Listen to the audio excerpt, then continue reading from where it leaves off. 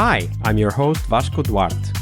Welcome to the Scrum Master Toolbox podcast, where we share tips and tricks from Scrum Masters around the world. Every day, we bring you inspiring answers to important questions that all Scrum Masters face day after day.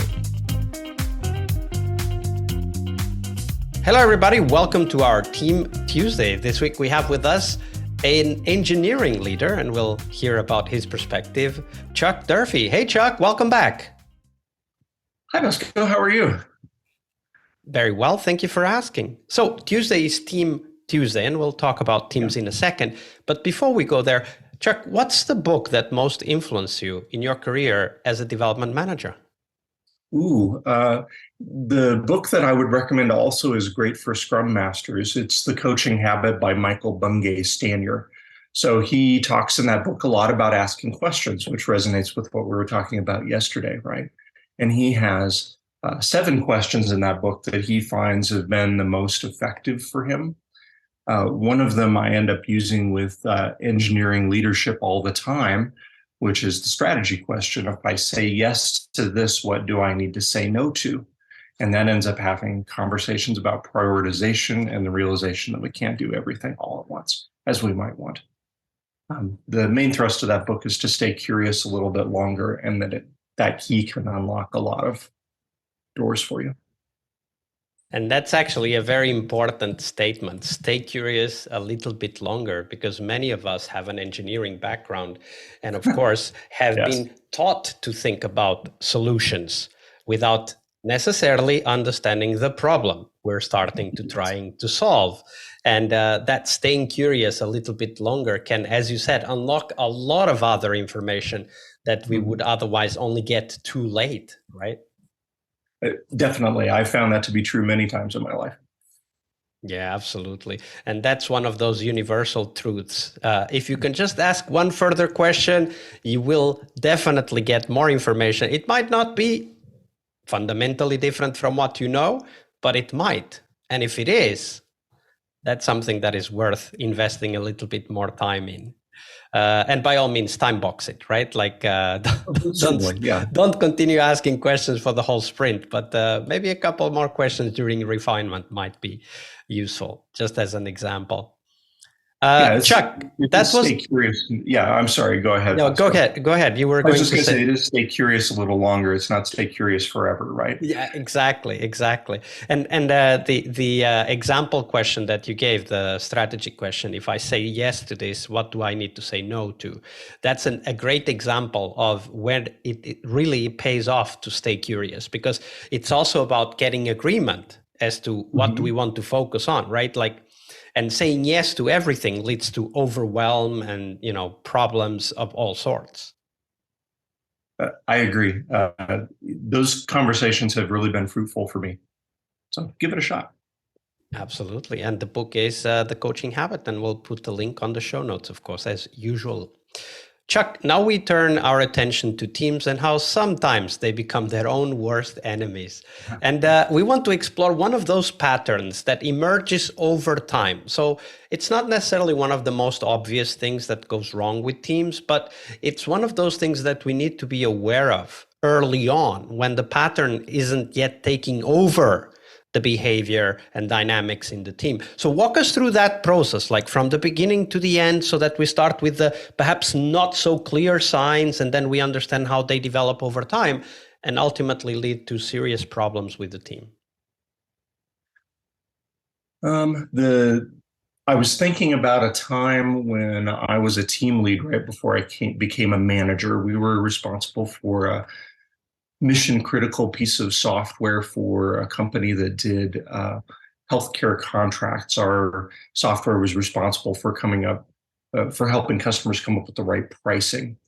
And that application was having some serious structural challenges. A lot of the logic over time had been put into the database. This was a .NET application, so they had even gone to the point of writing custom C# functions in Microsoft SQL, which is a thing that you can do, but maybe is not the most performant thing that you can do. And so my team and I were trying to unravel this knot that had been created. My manager had hired a senior front end developer who we're going to call Edith, and she had come from a startup background.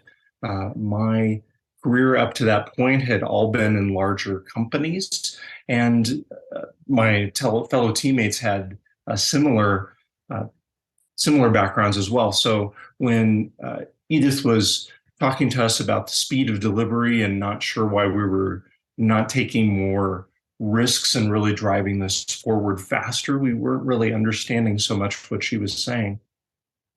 The scrum master on the team was spending time trying to get us all to agree to an approach, but it turned out that Edith was coming at this from a very different perspective, and the scrum master uh, was not asking those kind of questions that we were just asking. We were talking about before. So she was getting more and more frustrated. And as a team lead, I wasn't able to really resolve this problem on my own. So I went to our manager and said, we've got some serious friction on the team, uh, especially between me and Edith, because I was speaking for the team in a lot of ways in terms of what sort of tone that we were trying to push forward. We were worried about being more risky because we didn't have good test coverage on that application. And as I said, if it had been wrong, it would have seriously damaged the company's reputation. This particular manager actually handled the situation very well. He took us both aside and asked us questions about our perspective and tried to understand where the conflict was. And he helped coach me as a leader about how to try to handle this situation and try to understand Edith's perspective and maybe incorporate some of that perspective into what we were doing if I possibly could. While Edith eventually got frustrated and ended up leaving the team and the company, I actually learned a lot about management from the way that my manager handled that and had those coaching conversations with me. And that was a foundational reason for me going back and getting my degree and going into management, which is why I thought I'd share the story for you. Absolutely. A great story, of course. I can totally see this type of conflict where one team member wants to go faster, the other team members are either hesitant or they are just comfortable with how things are and there's not really pressure to go faster, and that can create like different expectations and therefore conflict. When you look at those situations as they start emerging these days, uh, besides the one-on-one conversations which you just mentioned your manager did with you, what are your approaches to first understand and then, of course, act on that conflict? Sure. As a manager, I like to bring problems to teams to solve. So part of that is to set some expectations around kind of the boundaries of the problem for teams. So as an engineering manager, it's my job to help set some of that tone and talk about, this is a feature we need to get out relatively quickly, or in this particular case, we need a more robust design because it needs to be rock solid and not have any issues in production. So for me, it's part setting expectations for my team and helping them understand where we can innovate in and what areas we need to focus on making sure that we meet what's ever needed. Absolutely, and that those expectations, of course, some might come from you as the leader for the team. Mm-hmm. Others might come from the environment, whatever that might be. Mm-hmm. I can imagine, for example, legislative or regulatory expectations. How do you go about doing that type of conversation? Like, because I imagine that it's not just that, like, let's talk about timelines, right? Like the product owner might want to have the feature for yesterday, right? And the people who are responsible for testing say, hey, no way, it takes us 2 weeks to get this whole thing tested before it can go live. Like, how do you manage that? Because setting expectations in itself is also a wider problem than just the relationship with the team, right? Well, yes and no. I mean, everything in software boils down to a people problem. And that's one of the reasons that in my bio, I talk about forming relationships.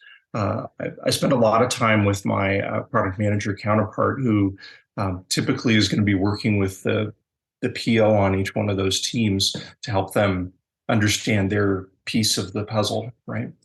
And so when you were mentioning that as a possible outside influence, there I would be using my relationship to try to figure out what the team can accommodate in terms of speed of delivery.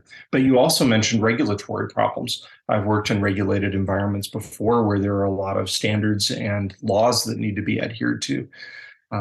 For that, I've ended up bringing I'm thinking about my last team, which was in a pretty strongly regulated environment, and we brought experts from the legal team to talk to our team on occasion about this is why this is important, and this is the risk that we're exposing to the company to if we don't do the thing that we're asked to do.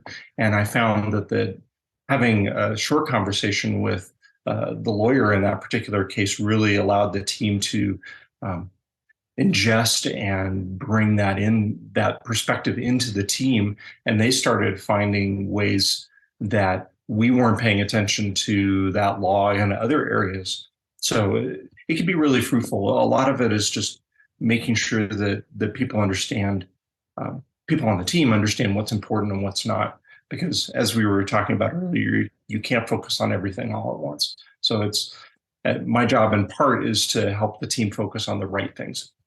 Absolutely. I think that's very well put, to help the team focus on the right things. Thank you for sharing that story, Chuck. You're welcome. Tuesday is Team Day here on the Scrum Master Toolbox podcast. But tomorrow we talk about something that goes beyond the work we do with the teams. We will talk about how to lead change and what our guests have learned from leading and participating in change programs during their career. See you tomorrow. We really hope you liked our show. And if you did, why not rate this podcast on Stitcher or iTunes? Share this podcast and let other Scrum Masters know about this valuable resource for their work. Remember that sharing is caring.